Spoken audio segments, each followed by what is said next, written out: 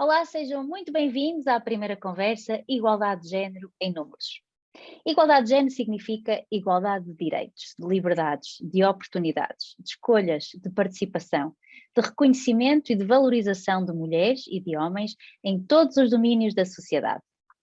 A igualdade de género é essencial ao processo de desenvolvimento social, sustentável e democrático e à formulação de desenvolvimento de políticas públicas adequadas, ajustadas a todos os cidadãos e cidadãs no presente e no futuro. Quando está em causa ou se pretende o desenvolvimento de políticas públicas mais adequadas, ajustadas e justas para todos os cidadãos e cidadãs, torna-se essencial levar em consideração as desigualdades entre mulheres e homens. A Comissão para a Cidadania e a Igualdade de Género tem compilado indicadores estatísticos sobre vários temas na publicação Igualdade de Género em Portugal, Boletim Estatístico, que ainda demonstram a desigualdade existente entre homens e mulheres em Portugal. Neste programa, vamos conversar com especialistas decisoras e decisores sobre os 10 temas que integram o Boletim Estatístico. Nesta primeira sessão de conversa sobre igualdade de género em números, vamos abordar as questões demográficas da população portuguesa e a forma como elas afetam as mulheres em concreto. E para isso temos connosco a professora doutora Maria João Valente Rosa, doutorada em Sociologia, especialidade de Demografia pela Faculdade de Ciências Sociais e Humanas da Universidade Nova de Lisboa, investigadora integrada do Instituto Português de Relações Internacionais da UNL, integra o Comitê Consultivo Europeu de Estatística e o seu Conselho Executivo e é também autora e coautora de inúmeros estudos sobre a sociedade portuguesa contemporânea, envelhecimento demográfico e literacia em estatísticas. Temos também o professor Dr. Pedro Góes, doutorado em Sociologia pela Universidade de Coimbra, atualmente é professor auxiliar na Faculdade de Economia da Universidade de Coimbra e investigador sénior do Centro de Estudos Sociais da Universidade de Coimbra, Laboratório Associado. Tem-se dedicado à investigação na área da demografia e das migrações internacionais e os seus interesses de investigação abrangem áreas como a imigração e a imigração, questões demográficas atuais e o seu impacto para o futuro comum, o desafio do nacionalismo demográfico perante a evolução da população mundial. Muito obrigada a ambos por terem aceitado o convite da SIC e por estarem aqui hoje presentes comigo. Tenho a certeza que vai ser uma conversa muito interessante e que vamos poder tirar daqui conclusões e esclarecer algumas dúvidas que muitas pessoas se colocam no seu dia-a-dia. Muito obrigada. Começamos então pela primeira questão. Podemos começar pelas senhoras. Professora doutora Maria João Rosa. Os dados estatísticos demonstram que, à semelhança da grande maioria das sociedades, a esperança de vida à nascença tem aumentado e a taxa de natalidade tem diminuído. Na sua opinião, de que forma é que estes fatores poderão afetar a sustentabilidade das populações? Muito obrigada, em primeiro lugar, pelo convite. Também gostaria de começar por felicitar a Comissão para a Cidadania e Igualdade de Género, designadamente por esta publicação extraordinária que neste momento é tornada pública e que eu considero realmente que é uma referência valiosíssima para se perceber ou para se compreender o que é ser-se mulher e ser-se homem na atualidade da sociedade portuguesa. Portanto, acho que temos aqui um mote para uma conversa muito rica. E começando pela questão, Ana, que me colocou, deixe-me começar um bocadinho pelo princípio relativamente à natalidade que diminuiu e à mortalidade que também diminuiu e que se traduz no aumento da esperança de vida. É importante nós lembrarmos que nada disto aconteceu por acaso, ou seja, a diminuição da mortalidade e da natalidade mergulham raízes no desenvolvimento da sociedade e por isso, ou seja, nas melhores condições de saúde, de vida, que ninguém duvida que hoje estamos bem melhores que no passado. Mas é claro que estas evoluções, que não aconteceram então por acaso, têm resultados. E um dos resultados é o envelhecimento da população, ou seja, o facto da mortalidade estar a diminuir faz com que as pessoas consigam chegar até idades mais avançadas e consigam viver mais tempo. Por outro lado, também o facto da natalidade estar a diminuir significa que o número de nascimentos vai diminuindo. Portanto, o peso ou a importância estatística das pessoas nas idades superiores vai aumentando e vai diminuindo a importância estatística das pessoas nas idades mais baixas. Por outro lado, também, e em resultado destas duas evoluções que referiu, também temos uma situação que é o saldo natural da população, isto é, a diferença entre os que nascem e os que morrem, tende a ser negativo, ou seja, a morrerem mais pessoas do que aquelas que nascem, o que significa que estamos cada vez, enquanto população, cada vez mais dependentes de saldos migratórios positivos para nós termos algum dinamismo populacional, para não diminuirmos enquanto população. Um outro resultado que eu posso também aqui identificar em relação a estas duas evoluções é o acentuar da preponderância das mulheres no quadro da população global. Ou seja, as mulheres, enquanto grupo, estão a reforçar o seu peso, porque não só a mortalidade é superior no caso dos homens, e por isso são mais mulheres que chegam às idades superiores, como também nas idades superiores as mulheres têm sido mais beneficiadas pelo aumento da esperança de vida comparativamente aos homens. Portanto, temos aqui 3 elementos muito importantes. Envelhecimento, que tem a ver com a idade, a questão das mulheres e a questão das migrações. Ora bem, a segunda parte da sua pergunta é em que medida é que isto pode ou não afetar a sustentabilidade. Eu diria, não é a sustentabilidade das populações, eu diria que era a sustentabilidade social.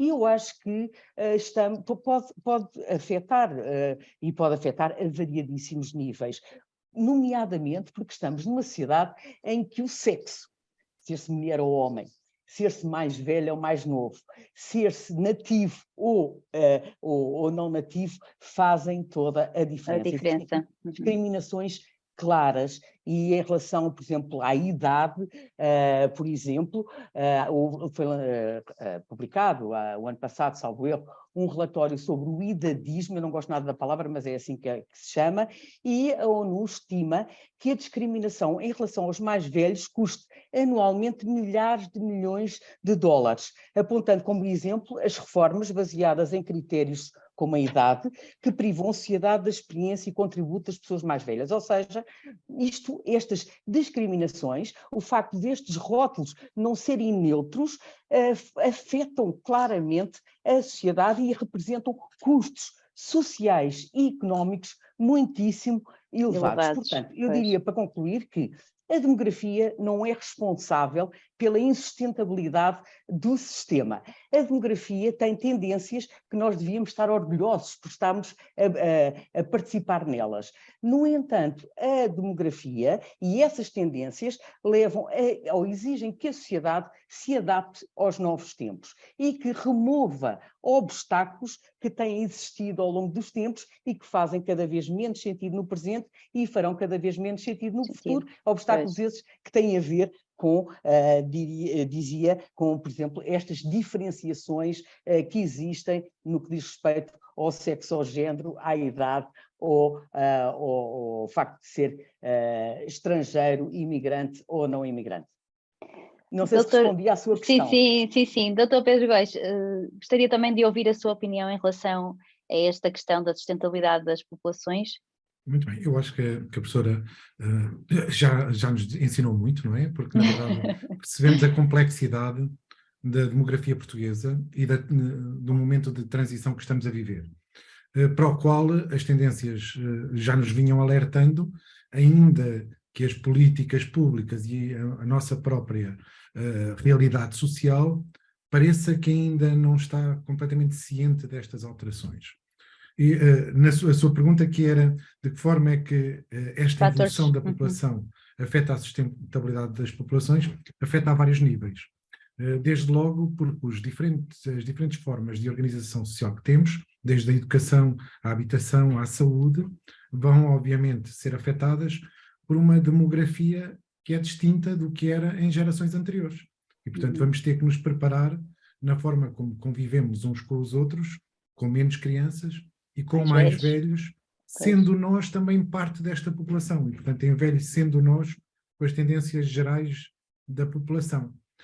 Há aqui dados muito interessantes que a professora Valente Rosa já mostrou alguns deles, designadamente o facto de nascerem mais homens do que mulheres, mas muito rapidamente as mulheres assumirem uma maioria na sociedade, e isto ainda não se reflete em setores como o emprego ou em diferentes setores profissionais nas suas lideranças, e portanto há aqui uma nítida projeção deste papel da mulher que deve também ser valorizado. Há questões de adaptação da nossa própria forma de coexistir, por exemplo, nas nossas famílias, onde vamos ter cada vez mais múltiplas gerações a viverem em simultâneo, ou seja, aquilo que era raro, que era termos bisavós, tornar-se-á algo normal.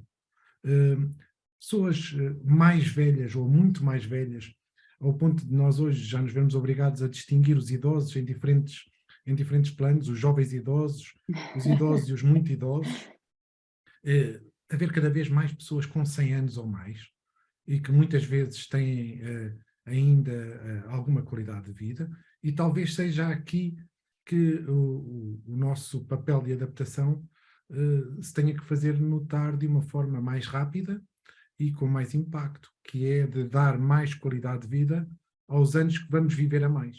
Portanto, não... Então acha que podem ser essas as perspectivas demográficas da população portuguesa, então, daqui a Sim, uns anos? tirando as migrações, que são muito dinâmicas e para as quais ainda não há uma tendência completamente definida, porque temos momentos de grande número de saídas e depois momentos de grande número de entradas no país, ainda não há aqui uma estabilização, não há um padrão de longo prazo. Parece-me que o padrão de longo prazo que virá será termos menos emigrantes e mais imigrantes, Pois. porque a situação do mercado de trabalho concorrerá para que mais pessoas fiquem no país, mas isso não depende da demografia, depende da economia, e portanto há aqui outras alterações que será necessário ter, mas no envelhecimento da população, no nascerem menos crianças, no haver menos gerações jovens do que gerações mais velhas, sim, a esse plano eu acho que as grandes tendências são o nosso futuro de médio prazo, entendendo por médio prazo mais de 20 anos. Mas já agora, Ana, se me permite, deixe-me acrescentar o seguinte em relação ao futuro, porque pelo menos até médio prazo, 2040, nós vamos continuar a envelhecer e seremos mais envelhecidos do que somos hoje. Portanto, isto não há dúvida que continue a acontecer e, como digo, ainda bem, porque as causas que estão a motivar o envelhecimento são causas fantásticas. Portanto, esta não é a questão. E a sustentabilidade ou insustentabilidade tem também muito a ver com o facto de grande parte dos nossos modelos de sociedade terem sido desenhados numa altura em que nada tinha a ver com esta altura em que vivemos. E por isso nós estamos a tentar encaixar nos dias de hoje, numa sociedade que é uma sociedade de vidas mais longas, em que as pessoas têm competências completamente diferentes, etc, etc. Estamos a tentar encaixar modelos que serviam muito ao tempo dos nossos avós, ou dos nossos bisavós, ou até dos nossos pais. Portanto, é preciso, não é na demografia que está o problema, como muitas vezes se pretende fazer crer. A demografia é que nos diz, bem, agora vejam lá o que é que querem fazer com estes dados. E esse é o grande desafio para o futuro. E como digo, o desafio para o futuro passa não só pela questão das mulheres, passa pela questão das migrações e passa pelo envelhecimento. São os grandes desafios que o Pedro Góes também identificou e que me parecem que são essenciais a serem discutidos. Já agora aqui uma nota de rodapé em relação à sobremortalidade masculina, portanto as mulheres têm uma menor mortalidade que os homens, o que significa uma coisa super curiosa e não sei se conseguirá alguém descobrir uma outra palavra. Normalmente as palavras em português no plural formam-se todas, quando há um elemento masculino, formam-se todas no masculino. É um pai e uma mãe, são os meus pais. Um irmão e uma irmã são os irmãos. A única palavra que se forma no feminino, em português, é a palavra avó. Eu, quando tenho um avô e uma avó, digo os meus avós e não os meus avós. É extremamente interessante e isto tem a ver realmente com o facto de as mulheres, quando falamos de mulheres, falamos em todas as idades, naturalmente, mas as idades superiores são umas idades particularmente importantes. Muito curioso, por acaso nunca tinha pensado nisso, é muito curioso. Também a esse nível, da diferença de esperança média de vida das mulheres em relação aos homens, digamos que esse ato tem vindo a diminuir e parece haver uma tendência para um uma aproximação da população masculina à população feminina, o que terá provavelmente a ver também com os cuidados de saúde, com as questões ligadas ao facto de haver menos guerras, ou ter havido menos guerras nas últimas gerações, e portanto ter sido possível prolongar a sobrevivência também masculina em maior número. E também há uma outra questão que me parece que, para a qual devemos concorrer, que é a questão dos acidentes, quer dos acidentes de viação, quer dos acidentes de trabalho, que parecem também ter uma tendência a diminuir.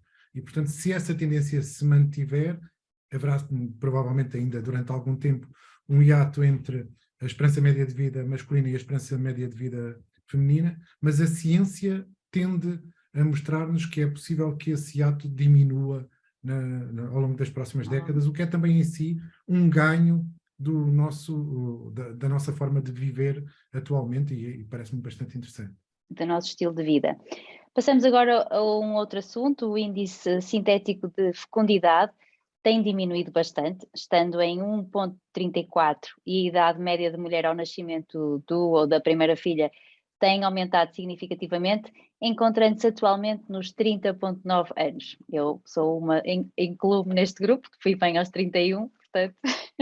Quase que acerta na média. Dentro da média. Quase, estou dentro da média, é isso mesmo. Na vossa opinião, e podemos começar por si, a professora Maria João Rosa, o que significam concretamente estes números? Bem, em primeiro lugar, o índice sintético de fecundidade, que é o número médio de filhos por mulher, para simplificar, não é bem isto, mas é mais ou menos.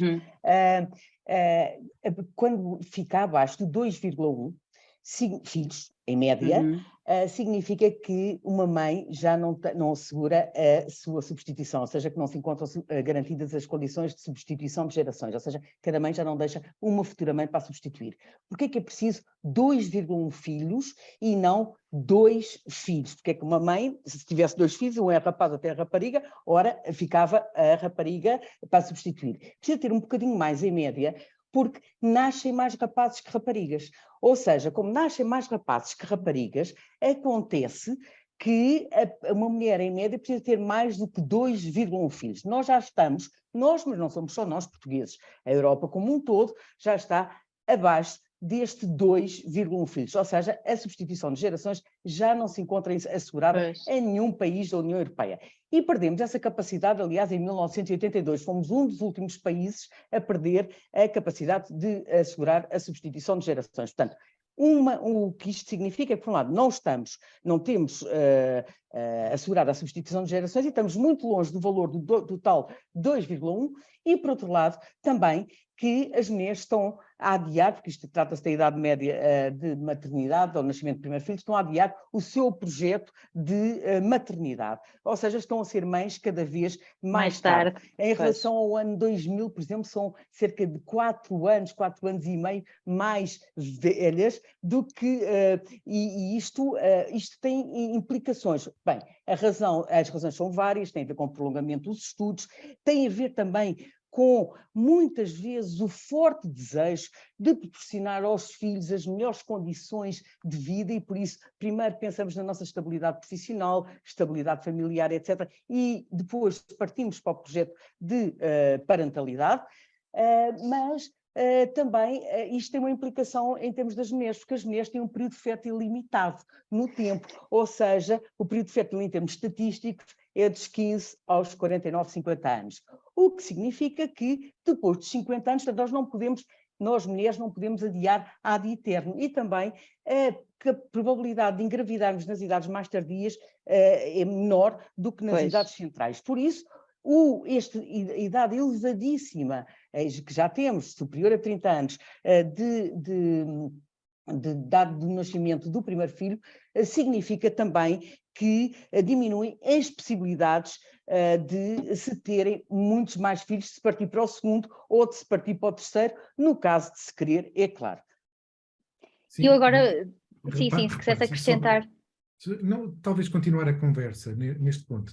Temos, na verdade, cada vez mães com mais idade, há um número cada vez maior de mulheres acima dos 40 anos que são mães, e a ciência também permite isso hoje com mais naturalidade do que há uns anos atrás, mas olhando apenas para este indicador dos 30,9 anos de idade média do primeiro filho, percebemos que os primeiros 15 anos de idade fértil da mulher são desperdiçados em média na população portuguesa. E, portanto, Pois. há aqui, para além de termos menos mulheres hoje do que tínhamos em gerações anteriores, por exemplo, em 1982, temos também as mulheres a adiarem o nascimento para a segunda metade do seu, E, chamemos de e, ciclo de fertilidade. e Isto tem, prevê obviamente, alguma, implicações. alguma tendência a alterar essa Não, decisão, estes resultados? Não, provavelmente nos próximos anos até subir um pouquinho mais, porque terá pois. havido alguns adiamentos em anos anteriores que se refletirão agora nos próximos anos, e depois a estabilizar alguns entre os 30 e os 32 anos, porque é o que acontece em países com índices demográficos semelhantes aos nossos. E acham que os valores seriam idênticos, por exemplo, se contabilizássemos os imigrantes que não estão cá, não é? A maior parte dos jovens imigraram. Acham que poderia alterar aqui os valores destes resultados? Bem, eu acho que aqui há duas questões a ter em conta. Uma tem a ver com os nascimentos, outra tem a ver com a fecundidade. Não dá para Sim. entrar muito em detalhes em Uhum. relação a essas diferenças, mas para todos os efeitos, em termos de nascimentos, é claro que se as pessoas saem do país nas idades férteis, que são normalmente as idades Pois. ativas, portanto, acabam por ter os filhos quando os têm fora e não aqui. Portanto, a imigração, em períodos de forte imigração, também tem este efeito indireto sobre os nascimentos. E períodos de forte imigração, entradas, têm um efeito também indireto sobre os nascimentos. Portanto, a imigração, com I, é benéfica também em termos de nascimentos. Arranjando aqui um proxy, nós E também sabemos conta, que não é? cerca de 14% dos nascimentos que ocorreram em Portugal no último ano foram filhos, crianças cujas mães tinham a nacionalidade estrangeira. Mas, para todos os efeitos, eu penso que o ter filhos mais tarde não significa de todo que, para já não é um problema só das mulheres. Isto é um problema de mulheres e de homens. E cada vez mais as decisões são tomadas em conjunto. Mas são muito pensadas, são pensadíssimas. E nada pode falhar mesmo. Ou seja, o valor da criança é, neste momento, enorme. E eu diria que, em termos futuros, como a Ana colocou a questão, eu diria que as crianças não estão em vias de extinção. Portanto, nós não estamos aqui naquela ótica de não, qualquer dia não há crianças, não. Vão existir menos crianças que existiam no passado. Nos anos 60, quando eu nasci, nasciam cerca de 200 mil crianças por ano.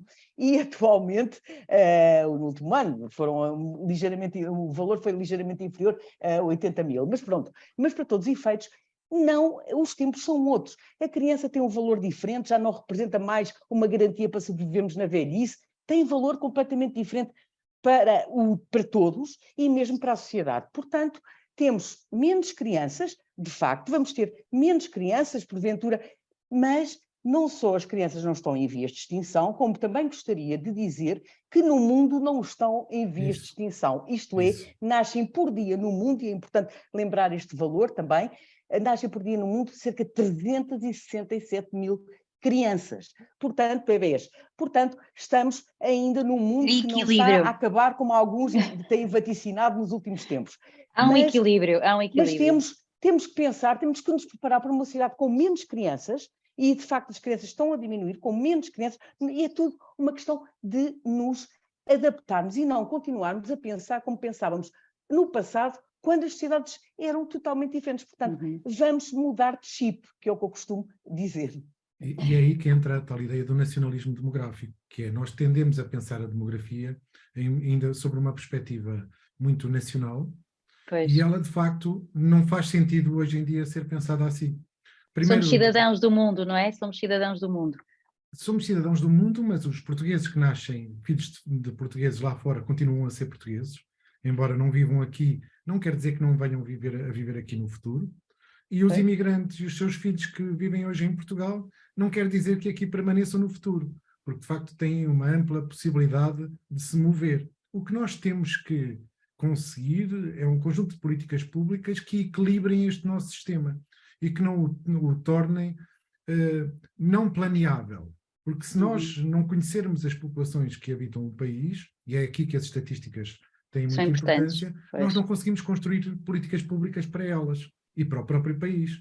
E aqui nós temos que ter alguma estabilidade das políticas de imigração com I, e temos que encontrar algumas contramedidas que evitem que o número de portugueses Imigrem. jovens que abandonem o país O país. porque aqui não conseguem construir as suas vidas, diminua ao mínimo possível, ou seja, que ficar em Portugal seja para eles uma opção.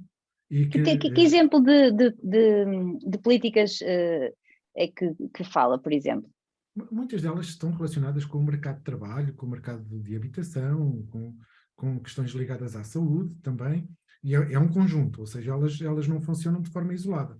Mas obviamente que num mercado global e numa União Europeia que tem uma abertura total de circulação de pessoas, a nossa competição é com os países que remuneram melhor e que dão melhor perspectiva de carreira.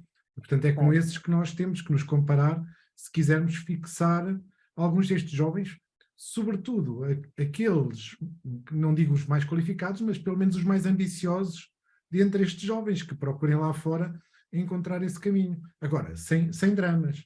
Os portugueses que saíram nos últimos anos e que estão a ter os seus filhos lá fora, continuam a gostar de Portugal. Provavelmente uma parte significativa destas crianças terá uma boa relação com Portugal, viverá aqui alguns períodos. E quem sabe voltar, não é? E quem sabe voltar ou não, mas isso não é preocupante. Mas é algo muito natural e que as mulheres Sim. e os homens, quando são pais e mães, depois acabam por sofrer quando veem os filhos, como é também o meu caso, muitas vezes estarem lá fora, mas estarem bem e estarem lá fora. E o mundo é um mundo global e é um mundo que tem que assumir a mobilidade como uma coisa natural. As pessoas não têm que ficar coladas ao espaço onde nasceram, com uma cola, super cola, mas também as pessoas têm que se movimentar e isto tem, quer dizer, se quiserem, claro, não tem que ser empurradas, o empurrado é que é diferente. Isso, agora, é opção. importante que nós possamos pensar no espaço em termos globais. E é importante também pensarmos que o facto de sermos de uma nacionalidade ou de outra, que o facto de termos uma idade ou outra, que o facto de termos um sexo ou outro, que isso não possa constituir um fator negativo em relação ao modo como os outros olham para nós. E isso é algo que tem que mudar mesmo e tem que mudar também nos próprios sistemas e nas políticas públicas. E um dos casos mais mediáticos, talvez, que nós conhecemos, é o caso da segurança social e da sustentabilidade da segurança social. E este é um ponto também extremamente importante que é preciso nós mudarmos a forma como desenhamos aquele modelo, porque aquele modelo funcionava lindamente no passado, mas hoje já não serve. E por isso não é poluente, não é deitá-lo, não é dizermos nós não queremos mais isto, é adaptá-lo, reformá-lo aos novos tempos. E em tudo da nossa vida, e a demografia, por isso é que é uma área tão apaixonante, dá-nos esta obrigação quase de nos reconstruirmos a partir de uma mudança que estamos todos a viver. E é isso que entendo que é da maior importância, não é? E uma das partes importantes da demografia, que eu acho que a professora Maria João concordará comigo, é que a demografia nunca foi tão sustentável como hoje em dia, porque nós nunca tivemos acesso a tantos dados de uma forma tão imediata. Portanto, os cenários que hoje conseguimos construir são baseados completamente na realidade que está à nossa frente.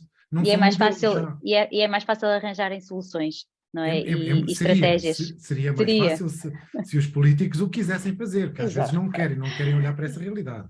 Pronto, fica aqui a deixa. Políticos também. Exatamente. Uma outra questão, e segundo o inquérito à fecundidade realizado pelo UNIE em 2019, perto de 10% das pessoas em idade fértil, 8,4% das mulheres e 11% dos homens, 9,7% na totalidade, não tinham nem intencionavam ter filhos. Valores um pouco superiores ao inquérito realizado em 2013. A questão é, a população de Portugal está a desistir do projeto de parentalidade, que já falamos há pouco, ou ter pelo menos um filho é ainda uma ambição na maioria das pessoas? Talvez comece só por aqui agora. Eu acho que o mais interessante nestes dados é aquilo que não se vê imediatamente, que é a sensação de que a pressão social para a obrigatoriedade de ter filhos está a diminuir. E, portanto, o que as pessoas, sobretudo as mulheres, se libertaram desse ónus que era, em algum momento da sua vida, têm que dar netos aos avós.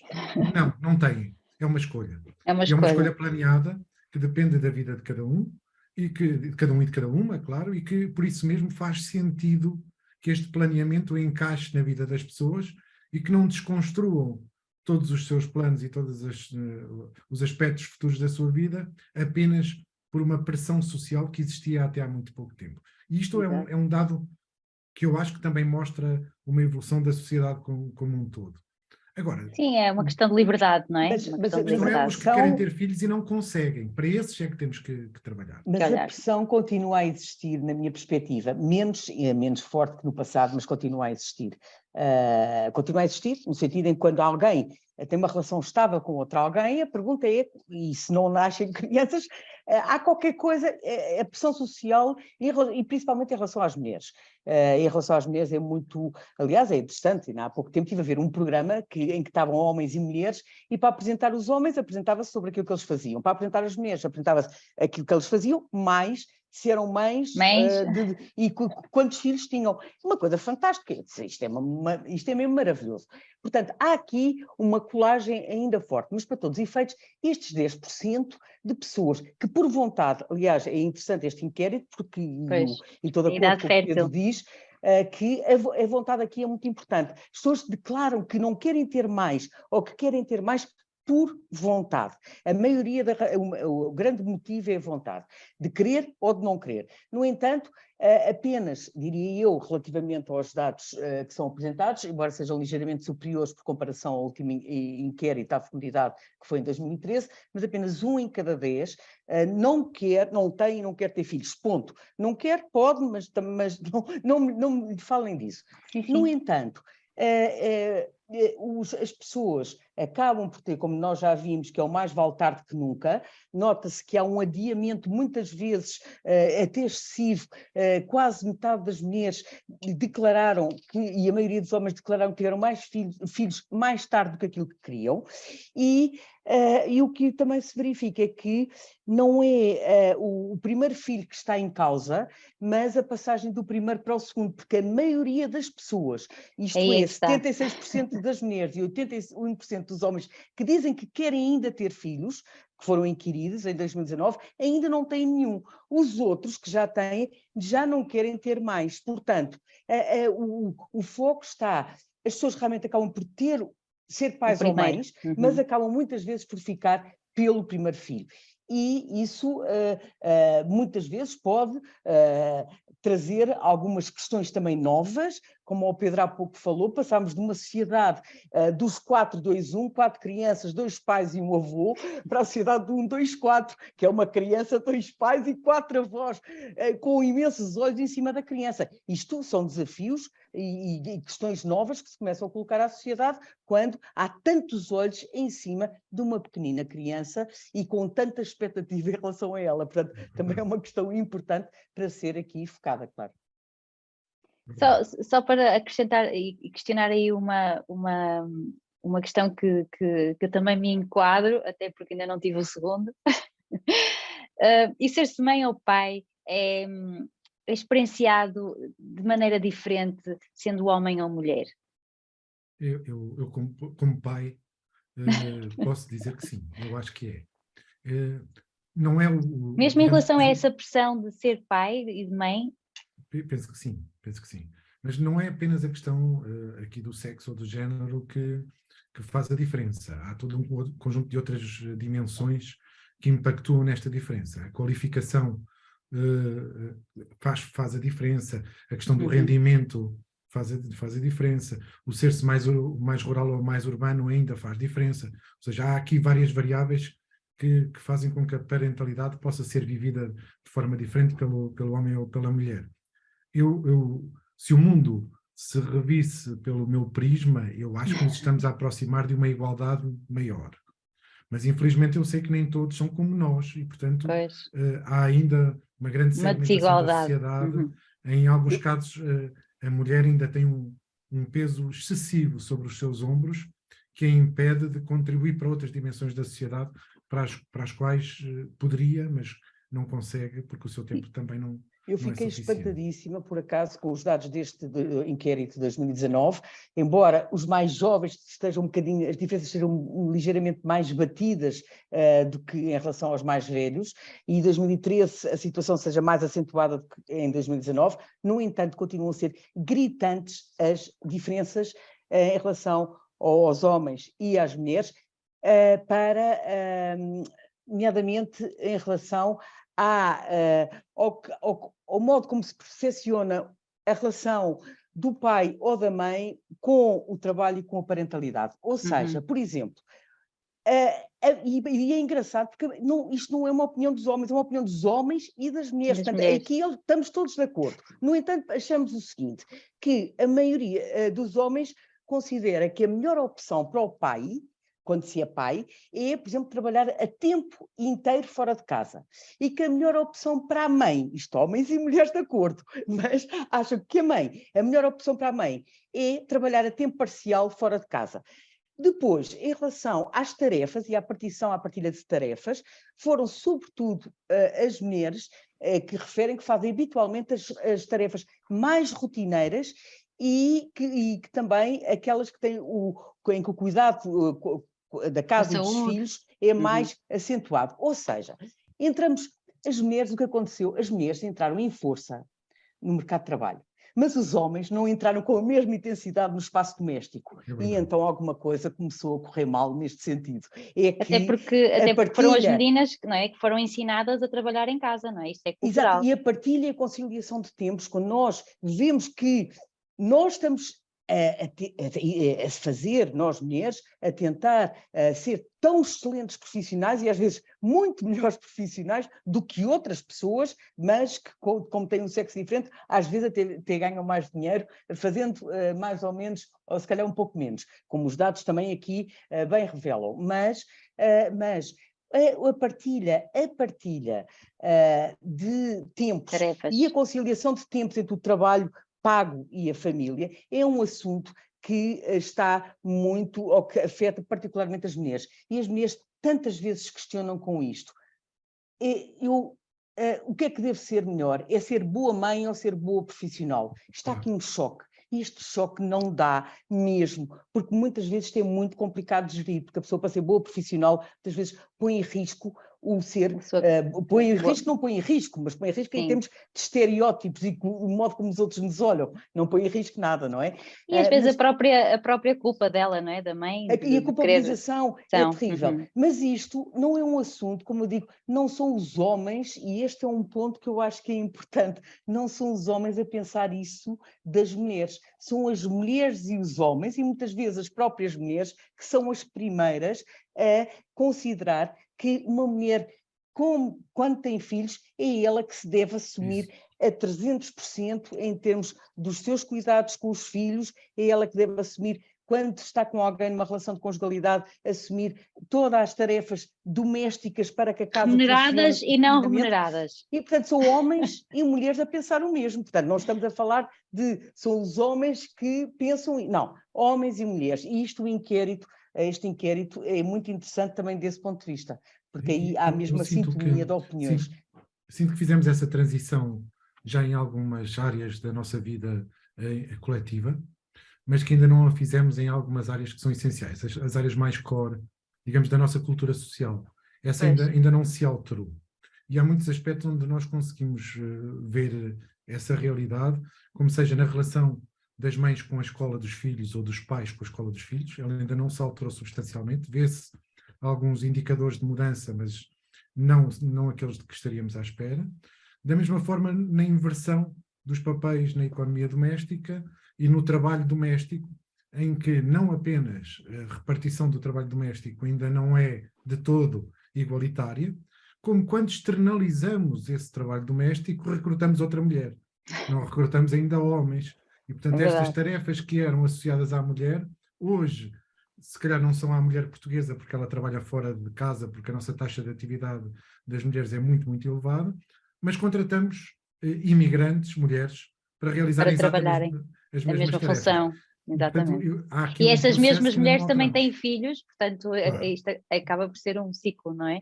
Claro, mas repare, ainda seria muito estranho para nós contratarmos um empregado doméstico. Em alguns países é muito comum. Isso, em alguns países. Eu acho que eventualmente faremos esse caminho, mas ainda não estamos lá. Não estamos onde já devíamos estar, dado a evolução dos níveis de educação da nossa população, sobretudo nas gerações mais jovens, em que eu esperaria que essa mudança já estivesse a E acontecer e no não está. setor privado, não sei se concorda comigo, professor, mas o setor privado também acho que existe uma lacuna muito grande neste sentido, de dar algum apoio à mulher na questão da progressão de carreira, tendo ela estas duas tarefas, remuneradas e não remuneradas, e ter que, não é, de alguma forma conciliar estas duas tarefas. Concorda? Concordo, sim, e talvez aqui o Covid e esta nossa hibridização dos nossos modos de trabalho possa ter acelerado um bocadinho esse movimento, mas eu só não concordo que deva ser dado à mulher, deve ser dado A todos. a todos, para que todos possam realizar as mesmas tarefas. Ou seja, se um pai quiser ficar em casa com as suas crianças, ele deve ter exatamente, e, aliás, Os legalmente mesmos tem direitos, os é mesmos verdade. direitos, mas deve sentir também a mesma pressão social para o fazer, e isso é que eu acho que ainda não acontece. Acho que este lado, o lado legal está mais ou menos resolvido, o lado social não está, e portanto aqui o nosso retrato sociológico ainda não mudou tanto quanto nós gostaríamos que mudasse. Vamos ter esperança que esta nova geração possa trazer essa mudança. Ana, a esperança não chega. Não. É Pois não. preciso fazer É qualquer coisa. exatamente. Custa-me desiludi-la, Pois é. mas não Eu basta a esperança mesmo. ando nesta luta há algum tempo, mas eu acho que estamos longe de chegarmos à igualdade, mas com projetos assim e com pessoas que de alguma forma todos os dias trabalham nesse sentido, estamos um bocadinho mais perto de chegarmos a essa igualdade. Mas agora falando e voltando ao assunto que nos juntou aqui nesta conversa, apesar de nascerem mais rapazes do que raparigas, a taxa de mortalidade dos homens, que já referimos isso há pouco, é maior do que a das mulheres, o que significa que a partir dos 30 anos passa a haver mais mulheres do que homens. Ou seja, parece existir um envelhecimento generalizado na população e mais prevalente nas mulheres, que já falamos no início desta conversa. O que eu gostava então de referir é de que forma é que tudo aquilo que nós falamos, todas as questões que abordamos hoje nesta conversa, o que é que, de facto, de perspectiva é que vocês têm destes assuntos e de que forma é que eles afetam, na verdade, a mulher, enquanto ser humano? Posso? Claro. Bem, eu começaria por ter referido, e bem, que há uma sobremortalidade masculina, portanto, os homens morrem mais intensamente em todas as idades, e há quem diga que há uma parte, uma componente biológica que explica, mas não é só a componente biológica a explicar, mas, em primeiro lugar, e isto gostava que ficasse assim claro, quantidade não é sinónimo de qualidade. Os homens, de facto, vivem menos anos do que as mulheres, mas quando olhamos para alguns indicadores, nomeadamente um indicador que tem a ver com o modo como autopercepcionamos o nosso estado de saúde, um indicador oficial, de estatísticas oficiais, que é a esperança de vida saudável, e este indicador diz-nos, por exemplo, aos 65 anos, a esperança de vida saudável aos 65 anos do homem é superior à esperança de vida saudável da mulher aos 65 anos, embora a mulher viva mais tempo. Quero eu dizer com isto que aos 65 anos, enquanto que cerca de metade da vida que o homem tem pela frente é vivido de uma forma saudável, no caso da mulher, a esperança de vida aos 65, apenas 1/3 da vida que ela tem pela frente é vivida de forma saudável. Também, por exemplo, o próprio relatório estatístico dá conta de que as mulheres sofrem mais que os homens da condição de doenças crónicas ou problemas de saúde prolongados, etc. Portanto, esta situação física e de saúde, as mulheres têm menos saúde do que os homens, portanto a quantidade de anos não é sinal de qualidade. E depois há um outro aspecto que considero também muito importante que tem a ver com os rendimentos. Portanto, as remunerações, tanto de base como os ganhos, são mais baixas para idênticas qualificações, e então os ganhos ainda são mais baixos, para idênticas qualificações são menores nas mulheres. As mulheres, a maioria da população inativa, devido com responsabilidades de cuidar, são mulheres, e por isso, com remunerações mais baixas, estando mais em atividade que os homens, etc., as suas reformas, e estamos a falar das pessoas viverem mais tempo, as suas reformas são afetadas. E as mulheres estão muito mais sujeitas ao risco de pobreza, mesmo após transferências sociais, porque as reformas são mais baixas também, do que os homens. Ou seja, as mulheres vivem mais tempo. Conclusão da história. Mas o período, por viverem mais tempo, o período de vulnerabilidade financeira e de dependência social e física é mais longo do que é no caso dos homens. Ou seja, eu diria, neste caso, que viver mais tempo é uma vantagem relativa para as mulheres. E por isso eu não sei se preferia viver menos, mas com mais qualidade. Portanto, esta é a minha conclusão destes dados da esperança de vida e o facto das mulheres terem um período, uma longevidade superior à dos homens. Não sei se é assim um presente tão bom para as mulheres, sabendo que isto reflete muitas desigualdades que se vão acumulando ao longo da vida. Este é um dado muito interessante, porque quando nos comparamos com os países do norte da Europa, nós percebemos que a partir dos 65 anos a nossa qualidade de vida é decrescente e constante, constantemente decrescente. Enquanto que nos países do norte da Europa a qualidade de vida após os 65 anos mantém-se em níveis muito elevados e depois cai bruscamente. Digamos que o fator idade ou muita idade é o fator essencial. Como a professora Maria João estava a explicar, no caso português é bastante mais complexo do que apenas a questão genética e a questão biológica. Há aqui várias outras questões que obviamente podem e devem ser resolvidas, designadamente promovendo um envelhecimento ativo em idades bastante mais jovens, ou seja, começando uma cultura de atividade física e mental em escalões muito antes dos 65 anos, para que as pessoas ganhem esses hábitos de atividade, mas ao mesmo tempo de prevenção, que talvez tenha sido um dos poucos fatores que faltou à professora Maria João, das doenças mentais que aparecem muitas vezes em idades mais avançadas, das neurodegenerativas e das mentais, que muitas vezes se podem prever em idades mais jovens ou podem prevenir em idades mais jovens para que aconteçam o mais tardiamente possível. Na sua opinião, seriam exatamente essas questões e essas políticas públicas que deviam ser implementadas? Não, também são essas. É todo um complexo de políticas, é sempre um plano integrado, mas essas têm que ser muito rapidamente, porque os idosos da manhã somos nós. Claro. Portanto, temos que nos pensar nessa condição e temos que perceber o país em que estamos, com as dificuldades que nós temos de acesso a cuidados de saúde, com qualidade ou de cuidados continuados por longos períodos, e imaginar uma sociedade em que uma parte significativa da sua população tem 75 anos ou mais. E, portanto, temos que preparar toda a nossa sociedade para esse momento que vai chegar. A demografia projeta-o para daqui por algumas décadas e, portanto, temos que nos ir preparando para isso.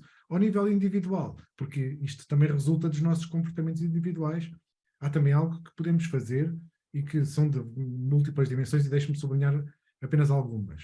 Uma maior poupança, para prevenirmos os momentos em que vamos necessitar de ter algum capital disponível nesses momentos mais tardios da vida.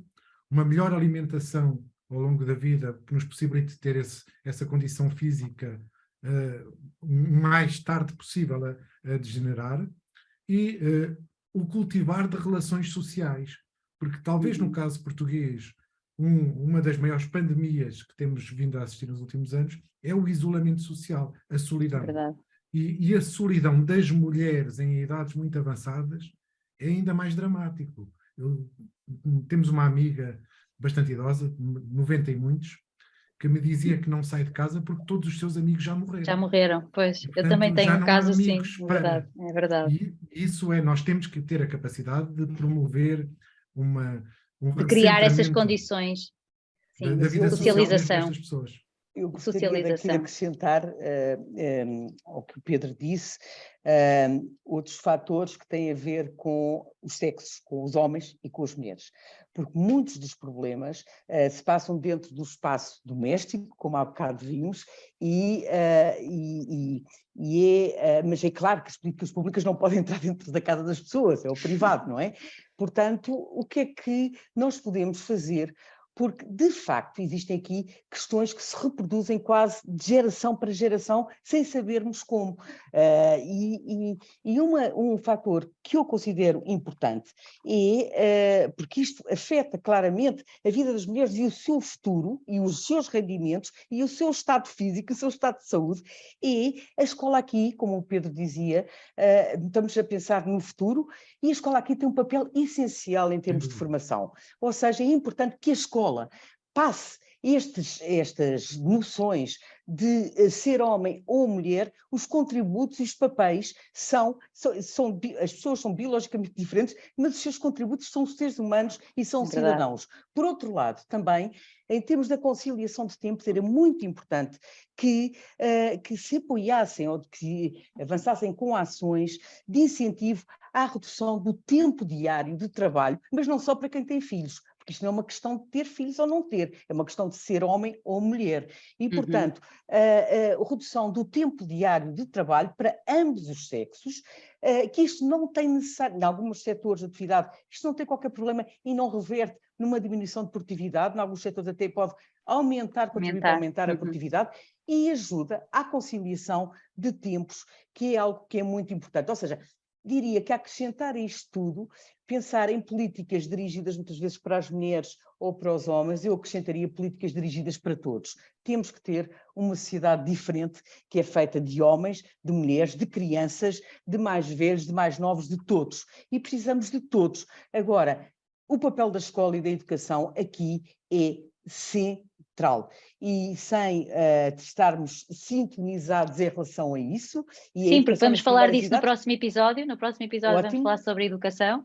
Muito bem, e então fica lançado este desafio para se falar do papel da escola para o futuro da sociedade na educação. E também o papel no mercado de trabalho, e assim o espaço doméstico pode beneficiar quando sabemos que dentro de casa nós não podemos entrar, mas é por estas formas outras de chegarmos ao nosso privado que nós poderemos encontrar uma sociedade mais igualitária e que sirva a todos. E a todas, aqui como se faz o plural no masculino, mas é todos com o as, mas que sirva a todas as pessoas que aqui vivem. E é mesmo isto que nós temos que pensar sem continuarmos a segmentar, tem filhos, não tem filhos. É importante pensar nesse grupo, naturalmente, mas não são os únicos visados. Portanto, temos que pensar numa cidade onde todos se sintam integrados e que tenham que ocupem um lugar importante na vida deste país. Muito obrigada. Infelizmente o tempo já está a terminar. Este é um mote incrível para o próximo episódio. Vamos precisamente falar nesta área da educação que é tão importante, quer na escola, quer em casa. Também os progenitores, o papel dos progenitores acho que é fundamental para instruir nas crianças esta igualdade, não é? A igualdade de todos. E por isso eu gostaria de agradecer a ambos esta conversa. Adorei conhecer-vos e ouvir a vossa opinião. Espero que este vídeo, não é? Esta conversa seja também partilhada e que possa chegar ao maior número de pessoas, porque só assim é que isto faz sentido. Muito obrigada. Não sei se querem deixar uma última palavra, se quiserem deixar. Professor. Eu falar apenas sobre o relatório estatístico que chegou até nós e que eu acho que deve chegar a todas as escolas. E, eventualmente, este debate que tivemos aqui é um debate fácil de promover dentro das escolas, para que, de facto, estes números sejam o ponto de partida para uma discussão mais ampla que mude as nossas sociedades. Muito obrigada, mesmo muito obrigada. Agradecemos e espero que tenham um ano incrível e mais igual e mais justo para todos. Neste programa abordamos as questões demográficas em Portugal, as implicações que elas revelam para a sustentabilidade da população portuguesa e como se manifestam em termos de género e das desigualdades daí decorrentes. Olhamos o presente, perspectivamos o futuro, sem perder a esperança de um Portugal melhor, mais democrático e mais equilibrado. A infografia está disponível no site da SIC, juntamente com o boletim estatístico, se quiser consultar, e dentro de 15 dias cá estaremos de novo para mais uma conversa em que abordaremos a igualdade de género em números na educação e no ensino superior. Não perca, espero por si e por vocês também, já agora juntem-se à nossa conversa daqui a 15 dias e até lá. Muito obrigada aos dois. Muito obrigada. Muito obrigado.